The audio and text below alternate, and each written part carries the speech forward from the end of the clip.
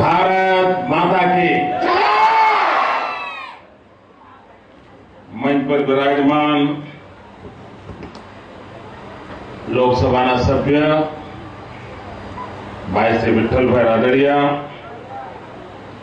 કેશોદના ધારાસભ્ય ભાઈ શ્રી અરવિંદભાઈ, કોડીનારના ધારાસભ્ય ભાઈ શ્રી જેડી સોલંકી, જૂનાગઢના ધારાસભ્ય શ્રીમાન મહેન્દ્રભાઈ મસલુ, જિલ્લા પંચાયતના પ્રમુખ બેન દેવીબેન, उपप्रमुख भाई श्री हिरेनभाई,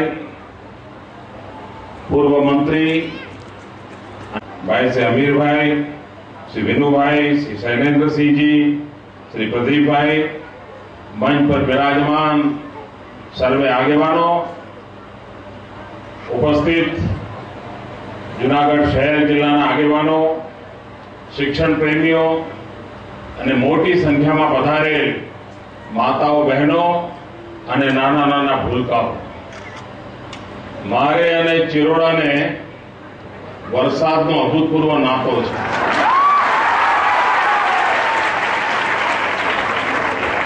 એકવાર અહીંયા મહિલા સંમેલન માટે આવ્યો હતો, તે સંમેલન કરવું ભારે પડી ગયું, એટલો ભારે વરસાદ આવ્યો હતો. આ વખતે વરસાદે જરા દયા કરી મારા આવતા પહેલા કામ પૂરું કરી દીધું.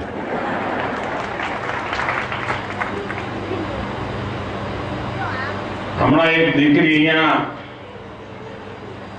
પાણી ઉપર પ્રવચન કરતી હતી. હું તો અમારા સાથીદારોને કહીશ કે આ દીકરીનું ભાષણ જે આ વિડીયો વાળાએ બરાબર રેકોર્ડ કર્યું હોય એને યુટ્યુબ પર મૂકવું જોઈએ અને આખી દુનિયા જીવે કે ચિરોડા ગામની એક નાનકડી દીકરી કુદરતને માટે, પર્યાવરણને માટે, પાણીને માટે કેટલું લાગણીસભર અને તર્કબદ્ધ પ્રવચન ગુજરાતના ગામડામાં કરે છે અને ગુજરાતની આવતીકાલ કેવી ઉજ્જવળ છે એ આ દીકરીની વાતમાંથી આપણને ખબર પડે છે. એનો ભાઈ મેં પૂછ્યું મને કે 10મામાં ભણે છે, એ ભણવામાં હોશિયાર છે. પછી મારાથી પૂછાઈ ગયું બેટા તારા મમ્મી પપ્પા શું કરે, કારણ એટલા હોશિયાર છોકરો હોય એટલે મને એમ થાય કે ક્યાંક નિશાળમાં શિક્ષકનું બાળક હશે. સામાન્ય રીતે મુખ્યમંત્રી આવે ને કોઈને ભાષણ કરવાનું હોય તો એ ગામના શિક્ષકના છોકરાનો જ નંબર લાગતો હોય. એટલે મને સે જિજ્ઞાસા થઈ ગયું બેટા તારા પપ્પા મમ્મી શું કરે છે, અને મારા પૂછતાની સાથે જ એની આંખમાંથી આંસુ ટપકવા માંડ્યા. બોલી નહોતી શકતી, આંસુ રોકવાની કોશિશ કરતી. ત્યારે પૂછ્યું બેટા કેમ રડી, શું કરે તારા? પછી સંકોચ સાથે એને કહ્યું કે મારા મમ્મી પપ્પા બે છૂટક મજૂરી કરે છે.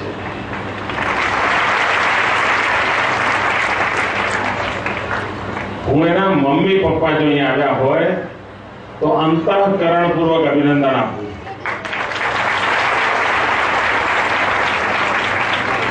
શું નામ તમારું? એના મમ્મી આયા છે કે? વાહ, ત્યાં વાહ. મજૂરી કરીને પણ સંતાનોને ભણાવવા માટેની એમણે જે જહેમત લીધી છે, ચિરોડાની અંદર મારા કોઈ ભાષણની જરૂર નથી. આ દીકરીને જુઓ એટલે ભણાવવાનું મન થાય ને થાય.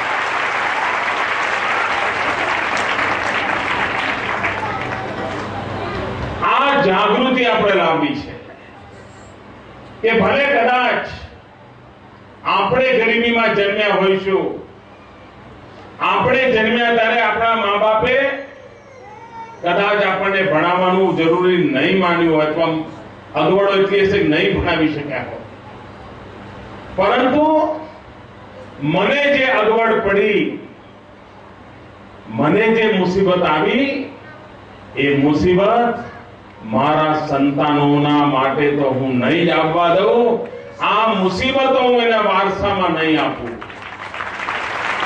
હું અભણ હોઈશ પણ મારા સંતાનોને વારસામાં અભણ કોઈ કહી જાય એવું કાળું ટીલું નહીં આપવું.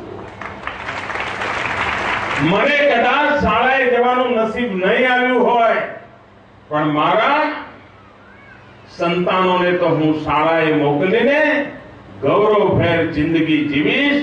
આ જો ભાવ, આ જો લાગણી પ્રત્યેક વાલીમાં હોય ને તો ગુજરાતના મુખ્યમંત્રીને ગાંધીનગરથી ચિરોડા સુધી દોડીને ના આવવું પડે. તમે મને કહો ભાઈ, આપનું બાળક નિશાળે જાય એ જવાબદારી તમારી ખરી? એમ ઢીલું ઢીલું બોલવું ના પાડી દો, હું દત્તક લઈ લઉં, બધા લઈ જવું અહીંથી, હાલો ગાંધીનગર રાખીશ ને ખવડાવીશ, એવું કરીશ. તમે મને કહો, તમારા સંતાનોને નિશાળે મોકલવાની જવાબદારી ખરી તમારી? એમ ધીમે ધીમે હા ના બોલો, જોરથી બોલો ને. તમારા સંતાનોને નિશાળે મોકલવાની જવાબદારી તમારી ખરી? આ જવાબદારી એટલી મમ્મીની કે પપ્પાની બી ખરી? સાચું બોલો. ખબર જ નહીં હોય છોકરું શું ભણે છે. ઘરે કોઈ મહેમાન આયા હોય ટેકો કરતા થાય તો શિક્ષણ આજે જ્યાં છે ને એનાથી બેવડું આગળ વધી જાય એવો મારો વિશ્વાસ. પણ જવાબદાર આ સરકાર, એ જવાબદારી બધી અમારી. કોઈ પણ એની અમારી ટીકા ટિપ્પણી કરે તેમાં જરાય ખોટું નથી.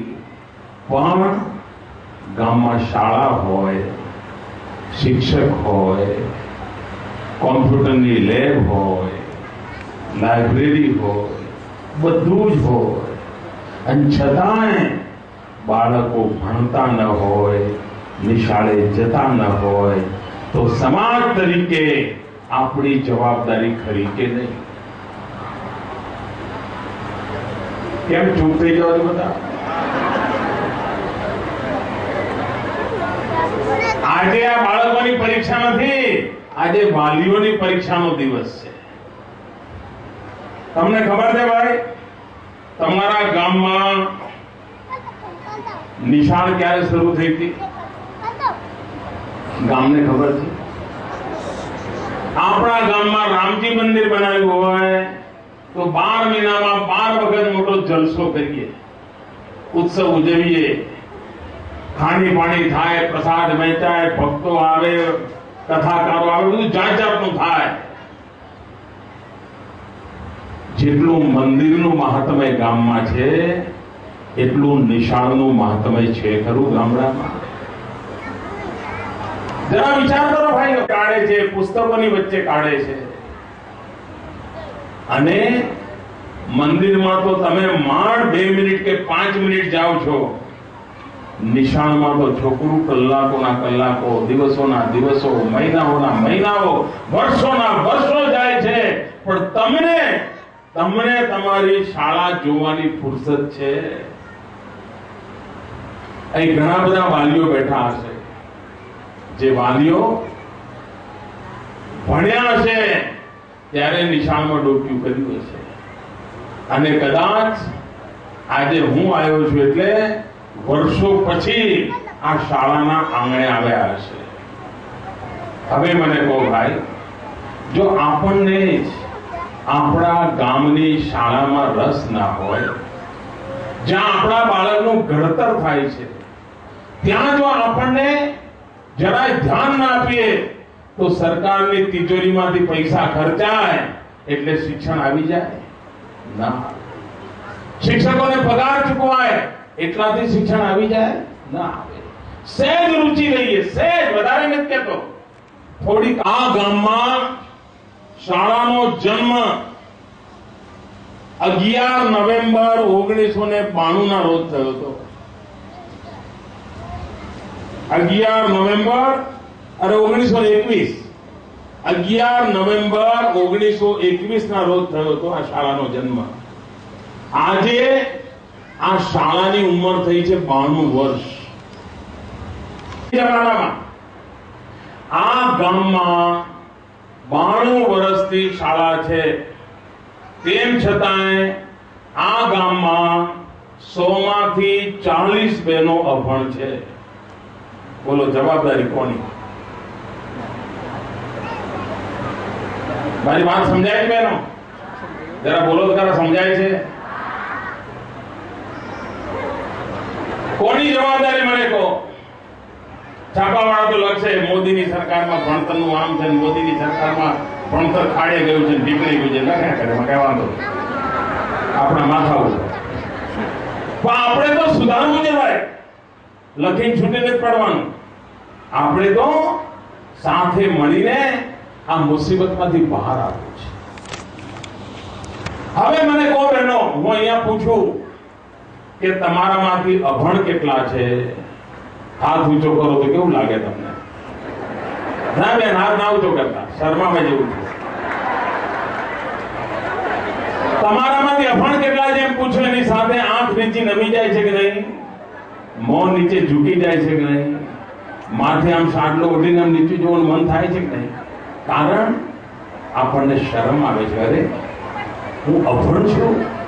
જો તમને આજે 60 વર્ષની ઉંમરે શરમ આવતી હોય, 55 વર્ષની ઉંમરે શરમ આવતી હોય, 45 વર્ષની ઉંમરે શરમ આવતી હોય, તો તમારું સંતાન 18-20 વર્ષની ઉંમરે ક્યાંક જશે ને કોઈ પૂછશે શું ભણી છું બેટા, અને એને વિચારીને નીચું જોવાનું આવશે. આપ કલ્પના કરો એને કેટલી પીડા થશે. શું તમારે આજે નીચા જોવાનું થાય છે? તમારી દીકરીને તમે નીચું જોવા માટે મજબૂર કરવા માંગો છો? ભાઈઓ બહેનો, મારે માટે આ એક યજ્ઞ છે, એક તપસ્યા છે. 40-45 ડિગ્રી ધોમ ધકતો તાપ છે. આખી ગુજરાતની સરકાર ગામડા ખૂંદે છે એટલા માટે કે આપણું સંતાન ભણે.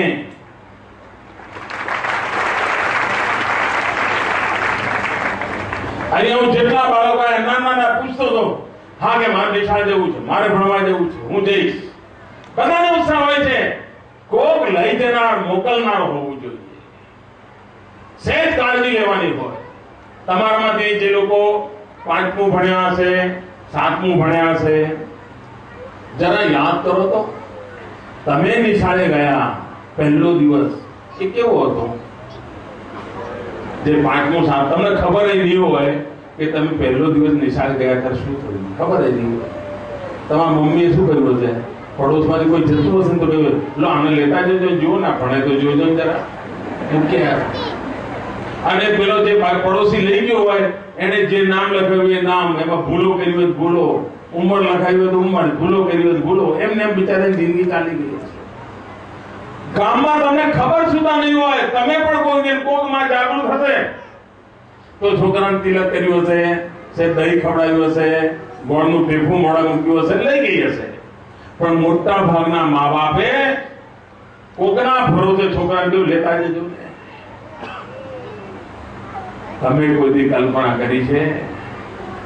તમારું બાળક ભણવા ગયું ત્યારે ગામનો સરપંચ પણ એને મૂકવા નહીં આવ્યો. તમે ભણ્યા છો ત્યારે ગામના કોઈ વડીલે તમને આશીર્વાદ નહીં દીધા હોય. આજે આપનું સંતાન ભણવા જાય એટલા માટે એને આંગળી પકડીને લઈ જવા માટે રાજ્યનો મુખ્યમંત્રી હાજર છે. કારણ મારે ગુજરાતની આ સ્થિતિ બદલવી છે. ગયા 10 વર્ષથી જે મહેનત આદરી છે એના પરિણામ મળ્યા છે. અને તમે બાળકને નિશાળ મોકલો, એમાં તમારે કશું ગુમાવવાનું નથી ભાઈ. એને ભણાવે સરકાર, એને ચોપડીઓ આપે સરકાર, એને યુનિફોર્મ આપે સરકાર, એની ફી ભરે સરકાર, બધું સરકાર કરે, અને તોય તમને પેટમાં દુખે મારે શું કરવા? એટલું નહીં, ઘણી માતાઓ તો કેવી હોય, આપણે કે દીકરીને ભણાવો તો આપણને સમજાવે. બોલો હવે અમારી દીકરીને ભણાવીને શું કરવું છે? તો પારકી થાપણ છે. અમારે દીકરીને ભણાવીને શું કરવું છે? એમ કે નોકરી થોડી કરાવવાની છે. અમારી દીકરીને ભણાવીને શું કરવાનું? એને કચરો વાસીનું આવડે ને ઢોર ઢાંકર ચલાવતા આવડે ને રોટલા ટીપતા આવડે ને પૂરું થઈ ગયું. એના સાથે જઈને જે કરવું એ કરશે. આવો જ જવાબ આપીએ છીએ ને માતાઓ બહેનો. એ જમાનો જતો. આપણી દીકરી પણ સમાન જીવતી જાય. આપણી દીકરી સમાન જીવનને કઈ યોગદાન આપે. અને એક વાત માનીને ચાલીએ કે દીકરીઓની તાકાત દીકરાઓ કરતા ઘણી હોય છે. આ વાત સ્વીકારવી પડશે. હવે આપણે જૂના જમાનું શું તો દીકરો અને દીકરી બે જમવા બેઠા હોય ને ખીચડી ખાતા હોય, માં પરોસતી હોય ને તો દીકરાને 2 ચમચી ઘી આપે અને દીકરીને 1 આપે. કેમ? એ તો સાસરે જવાનું છે. આ એવું મગજમાં ભૂત ભરાઈ ગયું છે કે જેમાં દીકરીઓ સાથે એટલો ઘોર અન્યાય ચાલ્યા કરે, ઘરમાં ચાલ્યા કરે, અને એના કારણે દીકરીઓને આપણે ભણાવતા નથી. અને મારો વિશ્વાસ છે એકવાર દીકરીઓ ભણવા માંડશે ને તો ઘરમાં એનો નાનો ભાઈ હશે, એક મોટો ભાઈ હશે, બધાને થશે કે બેન ભણે ચાલો મારે હવે ભણવું પડશે. આપોઆપ ભણવા માંડશે. અને દીકરીઓ તેજસ્વી હોય છે, એના મનમાં કઈ કરવાની ઈચ્છા હોય છે. આપણે સહેજ એને પુરસ્કૃત કરવાની જરૂર છે. આપણે ત્યાં ગુજરાતમાં બાળકને શાળાએ મોકલવાનો સરકાર કેટલી ચિંતા કરે છે. આ દીકરીઓ નિશાળે આવે એને વિદ્યાલક્ષ્મી બોન્ડ આપે છે. આ દીકરીઓ કે દીકરો નિશાળમાં આવે દર વર્ષે સરકાર એનું આરોગ્યનું પરીક્ષણ કરે છે, એનો હેલ્થનું ચેકઅપ કરે છે. મેડિકલ ચેકઅપ થાય આખા ગુજરાતના કરોડો બાળકોનું. અને એમાં કોઈ બાળક એને ચશ્મા આવ્યા હોય તો સરકાર એના ચશ્માની ચિંતા કરે છે. કોઈની ગંભીર બીમારી ધ્યાનમાં આવે તો સરકાર એનું ઓપરેશન કરાવે છે. ભાઈઓ બહેનો, આજે વર્ષે લગભગ 2 થી 3000 બાળકો એવા ધ્યાનમાં આવે છે કે જેમને કોઈની કોઈ ગંભીર બીમારી હોય છે. મા બાપને ખબર નથી હોતી. ગરીબ મા બાપ હોય છે. કોઈને જન્મથી હૃદયમાં કાણું હોય, કોઈને કિડનીમાં તકલીફ હોય, કોઈને જાત જાતની બીમારી હોય. બિચારા મા બાપને ખબર સુદ્ધા ના હોય અને બાળકનું શરીર વળતું ના હોય. શાળા આરોગ્ય પરીક્ષણની અંદર આ બાળકોના આરોગ્યનું પરીક્ષણ કરવામાં આવે છે. ત્યાંથી છોડી દેવા નથી આવતા. એને ઉપચાર માટે અમદાવાદ લઈ જવા પડે તો અમદાવાદ લઈ જઈએ છીએ, બેંગ્લોર લઈ જવા પડે તો બેંગ્લોર મોકલીએ છીએ, જયપુર જવાની પણ જરૂરિયાત પડે તો જયપુર, ચેન્નઈ જવાની જરૂર પડે તો ચેન્નઈ. સારામાં સારા ડોક્ટર પાસે એનું ઓપરેશન કરાવીને આ નાના નાના ભૂલકાઓની જિંદગી બચાવવા માટે સરકાર કામ કરે છે. આપણું બાળક નિશાળે આવે. ગુજરાત એક એવું રાજ્ય છે ભાઈઓ બહેનો, આ નાનું ભૂલકું નિશાળમાં આવ્યું એટલે સરકાર એનો વીમો ઉતરાવે છે. તમે કલ્પના કરો છો? અહીંયા અનેક લોકો બેઠા હશે જેનો વીમો નહીં હોય. તમારા ભૂલકાનો વીમો અમે ઉતારીએ છીએ. અને ન કરે નારાયણ અને બાળકને કઈ થઈ જાય તેના મા બાપની કાળજી આ વીમા દ્વારા લેવાની કોશિશ કરવામાં આવે છે. ભાઈઓ બહેનો, બાળકના શિક્ષણને માટે, બાળકની સુરક્ષાને માટે, બાળકના આરોગ્યને માટે, બાળકના આહાર માટે જો આટલા કામો સરકારની તિજોરીમાંથી રૂપિયા ખર્ચાતા હોય તો આ રૂપિયા ઉગી નીકળવા જોઈએ. અને આ ઉગી નીકળે જેમ મંદિરની અંદર એક પણ ખરાબ કામ કરવાનું કોઈને મન નથી થતું, એમ શાળામાં પણ ગામના લોકો રસ લે અને કોઈ પણ ખોટું કામ શાળામાં ન થાય એની કાળજી લે તો આપ જોજો આપનું ગામ શાળા એક મોટું મંદિર બનીને રહેશે જ્યાંથી નાના નાના ભૂલકાઓની જિંદગી તૈયાર.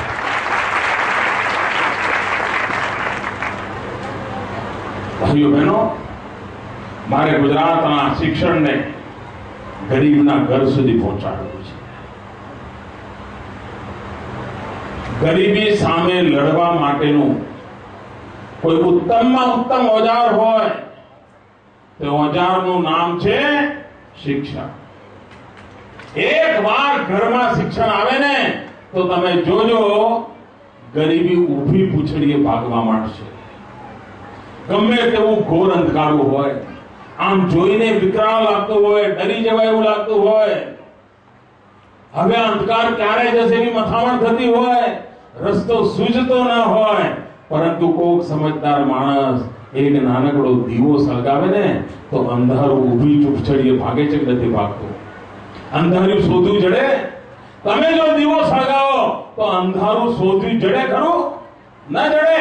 એમ શિક્ષણ જો ઘરની અંદર આવે તો અજ્ઞાન ઊભી પૂછડીએ ભાગે, ગરીબી ઊભી પૂછડીએ ભાગે, સમાજમાં સન્માનપૂર્વક જીવવાની શક્તિ આવતી હોય છે. ભાઈઓ બહેનો, લક્ષ્મી અને સરસ્વતી બે બહેનો છે. આપણને બધાની ઈચ્છા હોય છે